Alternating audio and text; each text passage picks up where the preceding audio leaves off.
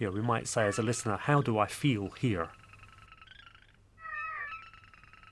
How close is this sound to me? How comfortable or uncomfortable is that? Is it right in front of me, right in front of my face? Is it happening somewhere behind me? Is it all around me? Am I enveloped within it? Or is it one particular sound source that's happening some way off into the distance?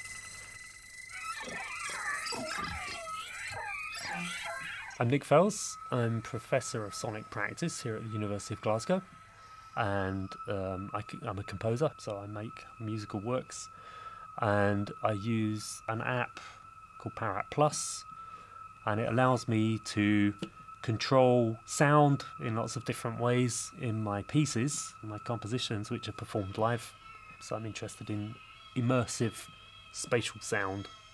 I want to bring the audience into the sound. So if we're thinking about music engineering, sometimes sound engineering, we think about panning left to right. But actually in spatial audio, what we're doing is we're dealing with the full surround field. So everything in front of, around, the sides of and behind. But it can also be about making three-dimensional images of sound. We might have experienced that in, for instance, in the cinema with sort of latest sort of cinema surround sound systems like Dolby Atmos, where there are speakers in the ceiling. So speakers all around, speakers at the front. So we get that immersive sense of sound going around us, to the sides and behind us, but also sound going up above. That presents certain challenges for people making that kind of work. So how do you deal with all of those speakers? So you need some way of kind of rationalizing it and panning sound around you, and then automating that, or saying, okay, we've mixed that part of it, we can leave it and move on to the next part and mix that part.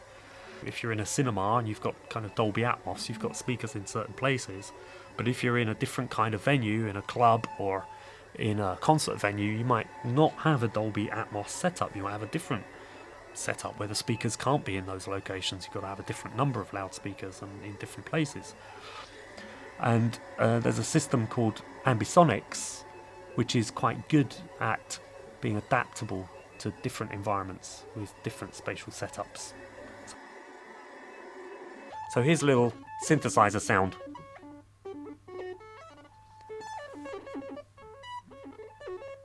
And it's just, at the moment, in your audio, coming from somewhere roughly in front of us. So in Parat Plus, what we did was, working with Calcando and University of Glasgow, we developed this idea of a touchscreen polar control. In other words, thinking about a polar system of coordinates, thinking about an angle around us and above our heads, and thinking about this kind of idea of sound going across in an angle, in an arc, around us and over us. So I can move this sound around to the left, around the front, and to the right. So I can actually make the sound go around in a circle.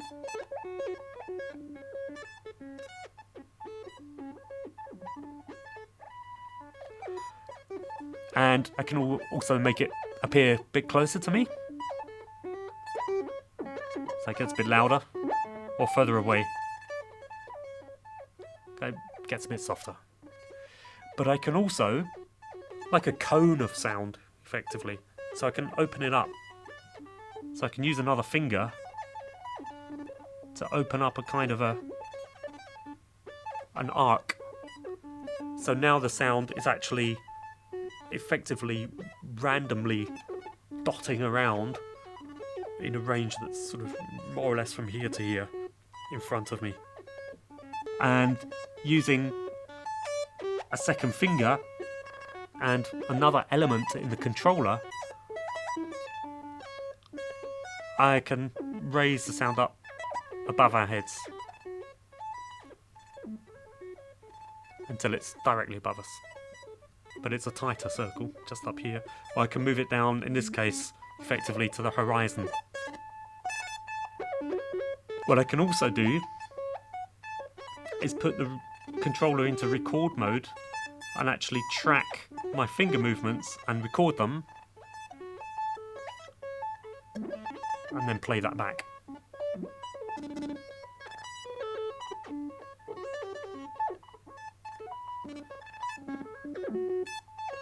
So that's just playing back the circular movement on a loop. So that's one sound, this kind of active synthesizer sound, but the location of it, the apparent location of it in space, is being controlled by the Parat Plus polar controller.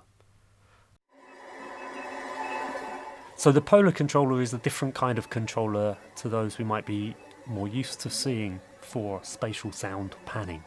So for instance, if we're mixing in Dolby Surround, we might be used to seeing a kind of XY type controller where we're placing a sound in a sort of horizontal XY plane in front of, left, right, behind, and you might have the speakers marked out on that controller, so you know which speakers the sound is going to. Ambisonics works on an entirely different concept, so it's independent of the number of speakers. So it works on the basis that sound is coming to us from a notional sphere around our heads. So if you think of the unit sphere at a certain distance from the head, any distance, say 10 meters, so sound can come from a surface of that sphere. So we can place a sound anywhere on that sphere, in theory, without worrying about where the actual loudspeakers are placed. The controller then, this controller, our polar controller, works with this sphere, imagining it as a kind of globe, with you at the centre as the listener. So we can project a sound as if it's coming from a particular place on that sphere, on the inside of the sphere, like a planetarium, if you like, actually. So that's the basis of the design of this controller. That's why we have one-fingered control of the horizontal angle and the distance, so we can have a sound as if it's further away on that sphere, as if the sphere is out there much further away. Then we can bring the sphere in towards us, and we can also have the sound coming from somewhere else behind us on the surface of that sphere. But then with the second finger, or the thumb in my case, I can then change that vertical angle and increase the height, so we can think of sound coming from a conal region sort of over here, or another one sort of over here, make wider cones or narrower cones. I want a controller, and we designed this controller to be able to manipulate those cones of sound. You know, so if you think about the spatial mixing that you're doing in those terms, this spatial controller is really useful for that. And as I say, the ambisonic system is independent of the number of speakers you have, although you need, for horizontal only spatialization, you need 4 speakers in a square, a quad arrangement, and for the height aspect you need at least 8 speakers in a cube arrangement. And then there are various arrangements of speakers that work well for it, but it is potentially quite adaptable to different kinds of venues. But the controller is also very good for any setting where you want to interact with spatial audio in an intuitive way. You can also use the controller in a more stereo type setting, which just requires headphones, using a binaural translation basically, which is becoming much more accessible these days. So binaural sound is like ambisonic sound. It's a surround sound system of creating sort of immersive images of sound, but it works with headphones, and that's all you need, is a pair of headphones and a binaural plug-in, and then the app will transmit information to the binaural plug-in and actually map to the kind of headphone surround space, which might be used for games, or it might be used in a sort of virtual environment where you're wearing headphones and a headset or whatever, and it's kind of an integrated binaural system in that way. The polar controller for me is a way of making many layers of sort of more or less abstract sound for my own artistic work. So these sound pieces that I make are fairly unusual. They're kind of in a acousmatic music kind of tradition. It's abstract sounds, concrete sounds. But this controller can also be used in any situation where you need to be able to deal with space in an intuitive way with sound. So for instance, if you want to give the impression of a sound coming closer, or to actually automate that process of a sound coming closer to you, and vary that parameter and intervene in that parameter live, in a kind of live setting, you can do that because you can program a movement of the fader. You could program a distance movement so that the sound was just receding into the distance, and then play that back, but then intervene in it and make it come back closer to you. So you can kind of have pre-programmed shapes and then intervene in them and stop them and change them in a way that means you don't have to pre-program everything. You can actually do things on the fly.